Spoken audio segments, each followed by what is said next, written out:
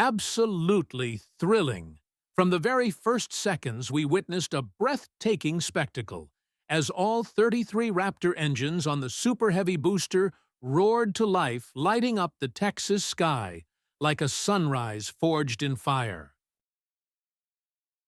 Could you feel the ground shake? That thunderous rumble enough to give you chills marked the beginning of Starship's bold journey into space. But this is no ride for the faint of heart. Now, just seconds away, the spacecraft is about to face the most intense phase of its flight, Max Q, maximum aerodynamic pressure. This is the heart-stopping moment when Starship must prove its strength. Can it push beyond all limits? Are you ready to uncover every secret of this daring mission? Let space now take you there. Did you know that during Max Q, the rocket's structure endures the highest stress levels of the entire flight? That's where cutting-edge materials and engineering precision come into play. Even the slightest miscalculation could spell disaster. In less than a minute, we're hitting a critical milestone: hot staging. This is only the second time the Super Heavy booster has flown a major leap forward in heavy rocket reusability. And this time, there's a twist: 3 center engines will remain active, while the others shut down to prepare for a historic stage separation. Here it comes, the moment everyone's been holding their breath for. Watch closely. The booster's engines gradually shut down. Then, in a flash, the 6 Raptor engines on the main Starship stage ignite. The booster performs a groundbreaking flip maneuver, the first of its kind, rotating into an ideal position to begin its return trip. Did you catch that epic spin? Now, 6 powerful engines are thrusting Starship into the upper layers of the atmosphere. From the rear camera view, we can see the full might and flawless engineering of the propulsion system. Meanwhile, the Super Heavy booster has initiated its boost-back burn firing in reverse to begin its trip home. But here's the twist: this time we're not recovering the booster. That's right, it's being used for experimental testing as it heads for a splashdown in the Gulf of Mexico. A flawless hot stage separation. Flight navigation and avionics are reporting nominal status, just as engineers like to hear it. What's next? The booster will attempt a high-angle return, putting intense pressure on its structure and aerodynamic control systems. These insights are pure gold for future reuse design. What do you think? Can the guidance system handle this brutal test? Meanwhile, take in the stunning visuals from the engine bay camera on board Starship. All 6 Raptors, 3 optimized for sea level and 3 for vacuum, are burning beautifully, driving humanity's most ambitious spaceflight forward. And this is only the beginning. Stay with space now. What about the Super Heavy booster? It's currently venting excess liquid oxygen, LOX, to reduce weight before re-entering the atmosphere. Every maneuver is executed with precision, like watching a mechanical symphony unfold in the sky. Now, nearly 5 minutes after liftoff, the booster is rapidly descending in altitude. A historic turn, a daring descent. Will Starship complete its mission or end up as twisted metal? Don't blink. You won't want to miss this heart-pounding moment on Space Now. But reality is always harsher than we imagine. What do you think? If it were up to you, would you stake billions of dollars on an experimental plunge like this? There's only one way to truly prove Super Heavy's battle readiness: by collecting real-world flight data under real-world conditions. And now Super Heavy is preparing for its landing burn in just about 40 seconds. 13 Raptor engines will reignite, then throttle down to just 3 exactly as planned.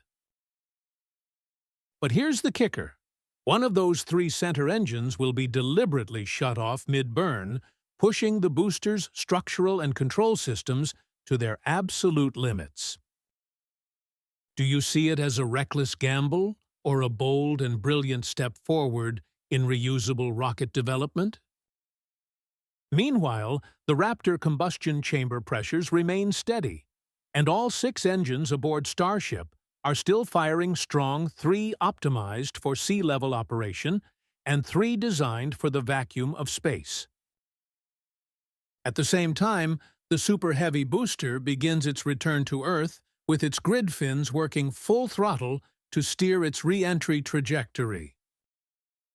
Can you see the seamless coordination between the engines and the aerodynamic systems?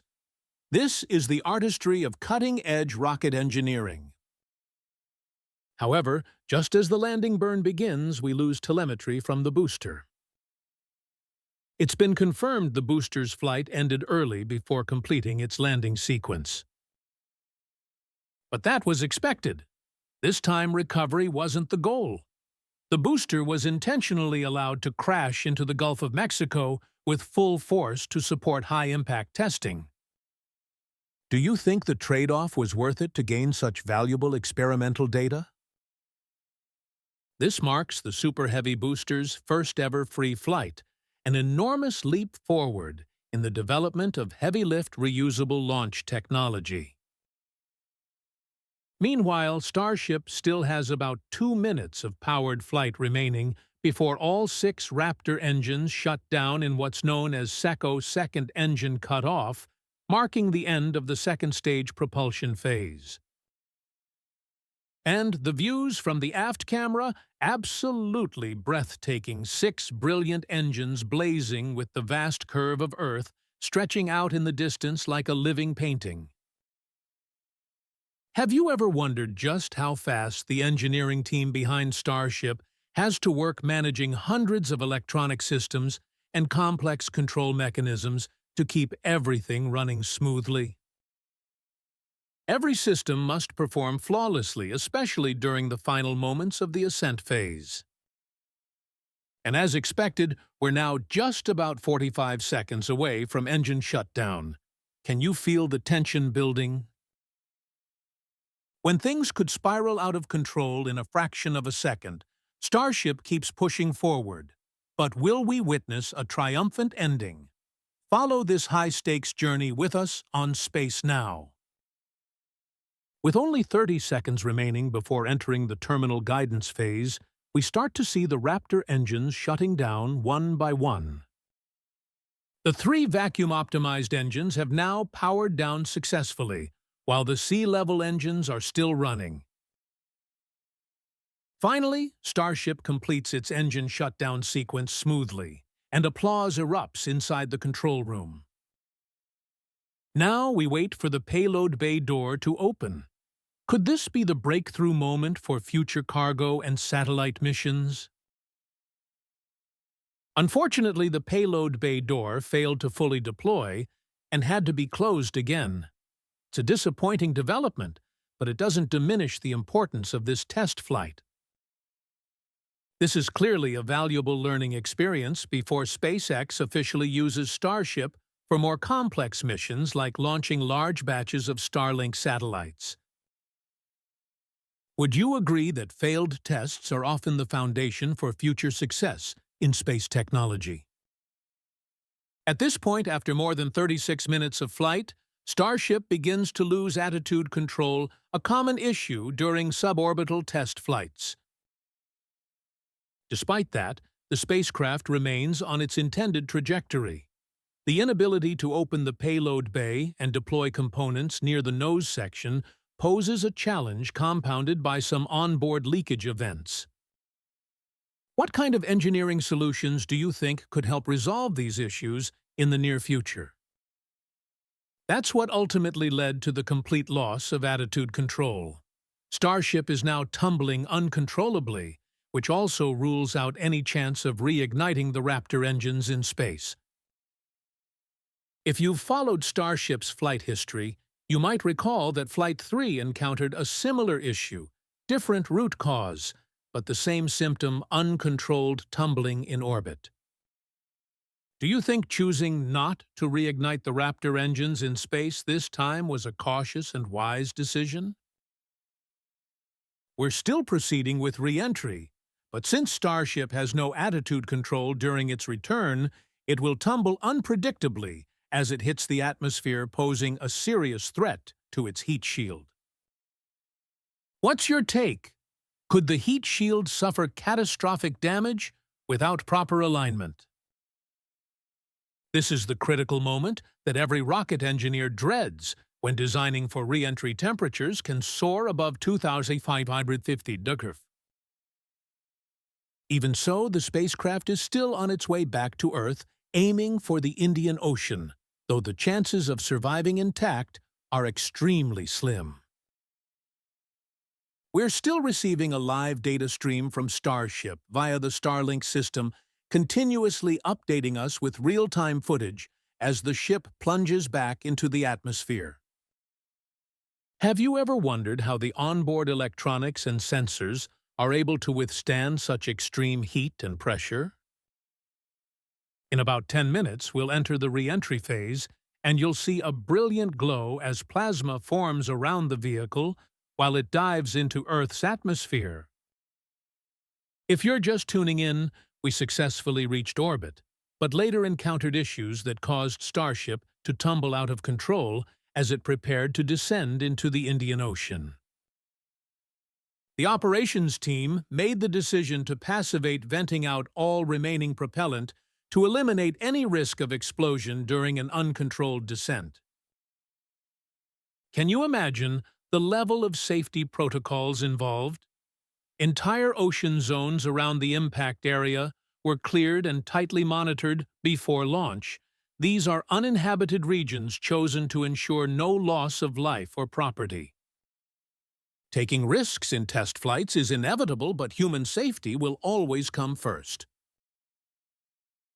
Currently, Starship is still tumbling, unable to maintain attitude control, and is heading into an uncontrolled re-entry phase.